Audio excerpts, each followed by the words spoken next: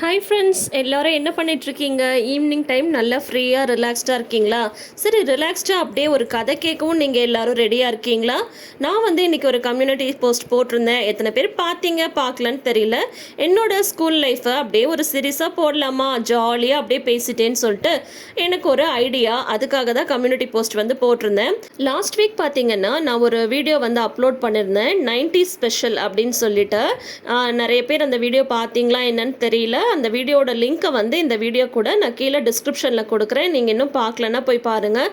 அந்த video edit பண்ணிட்டு இருக்கும் போதே எனக்கு அவ்வளோ ஆசையாக இருந்தது. என்னோட மெமரிஸ் எல்லாத்தையும் மறுபடியும் ரீகலெக்ட் பண்ண மாதிரி இருந்தது. அதனாலேயே இதை ஒரு சீரியஸாகவே நம்ம ஏன் போடக்கூடாது அப்படின்ற மாதிரி எனக்கு தோணுச்சு. இப்போ கூட நம்ம எல்லாருமே நம்ம ஸ்கூல் படித்த அந்த இடத்தெல்லாம் மிஸ்ஸே பண்ண மாட்டோம். அந்த வழியாக நம்ம போனால் நம்ம ஸ்கூலை நம்ம திரும்பி பார்க்காம போவோமா? கண்டிப்பாக போகவே மாட்டோம். கண்டிப்பாக நம்ம அதை திரும்பி பார்த்துட்டு ஒரு செகண்ட் நம்ம ஃப்ரெண்ட்ஸ் எல்லாருமே நம்ம மைண்டுக்கு வந்துட்டு போவாங்க இல்லையா? அந்த லைஃப்பை யாராலையுமே கண்டிப்பாக மறக்க முடியாது ஃப்ரெண்ட்ஸ். இப்போ பார்த்தீங்கன்னா என்னோட ஸ்கூல் லைஃப் பற்றி பார்க்கலாமா? நான் எல்கேஜி யூகேஜிலேருந்து 12th வரைக்கும் ஒரே ஸ்கூலில் தாங்க படித்தேன். ஸ்கூல் மாறுற கதையே கிடையாது. ஏன்னா நான் சின்ன பிள்ளையாக இருக்கும் போதெல்லாம் எங்கள் ஊரில் பார்த்தீங்கன்னா ஒரு கவர்மெண்ட் ஸ்கூல் இருந்தது. எங்கள் ஸ்கூல் தான் ப்ரைவேட் ஸ்கூல் இருந்தது. எங்கள் ஸ்கூல் சிபிஎஸ்சி ஸ்கூல்.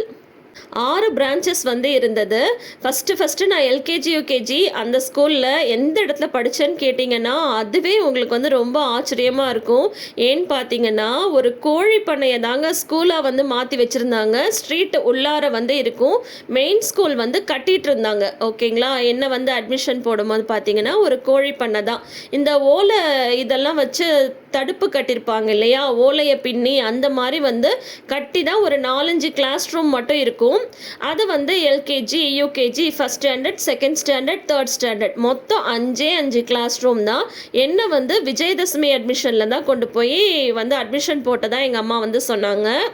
ப்ரைவேட் ஸ்கூல்ஸ்லலாம் அப்போல்லாம் ரொம்ப கம்மியாக தான் அட்மிஷன்லாம் இருக்கும் இல்லையா? அதனால் ரொம்ப கம்மி பசங்க தான்.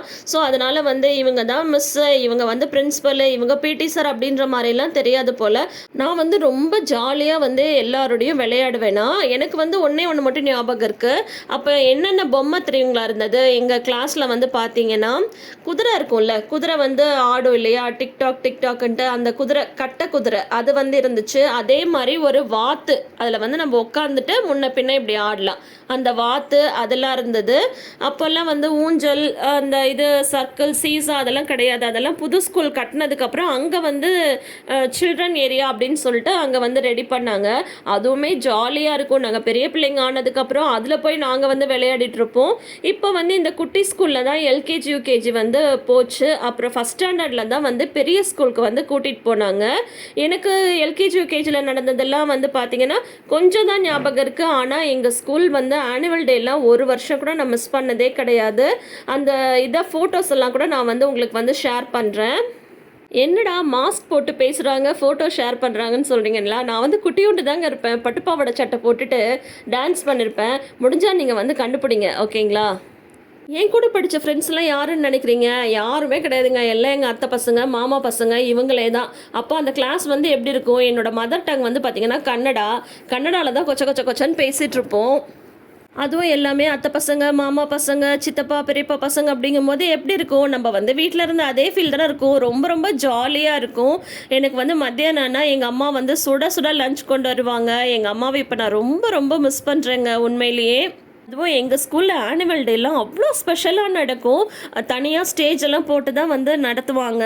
அப்போ பார்த்தீங்கன்னா மத்தியானம் எங்களுக்கு ரெடி பண்ணி விடுறதுக்காக எங்கள் அம்மாவும் எங்கள் அத்தையும் தான் வருவாங்க. கைக்கெல்லாம் அழகாக மருதாணியெல்லாம் நான் வைக்க மாட்டேனா. அதனால இந்த ரெட் கலர் நெயில் பாலிஷ் இருக்குல்ல, அதை தான் கைக்கெல்லாம் வச்சு என்னை எல்லாம் ரெடி பண்ணி விட்டுட்டு அப்புறம் சாப்பாடெல்லாம் ஊட்டியெல்லாம் விட்டுட்டுலாம் போவாங்களாம். இந்த மாதிரி இன்னும் நிறைய கதை இருக்குது ஃப்ரெண்ட்ஸ். எல்லாமே ஷேர் பண்ணலாம். சேனலை சப்ஸ்கிரைப் பண்ணி வச்சுக்கோங்க. நீங்களும் உங்கள் ஸ்கூல் டேஸ்க்கு போயிட்டு வாங்க.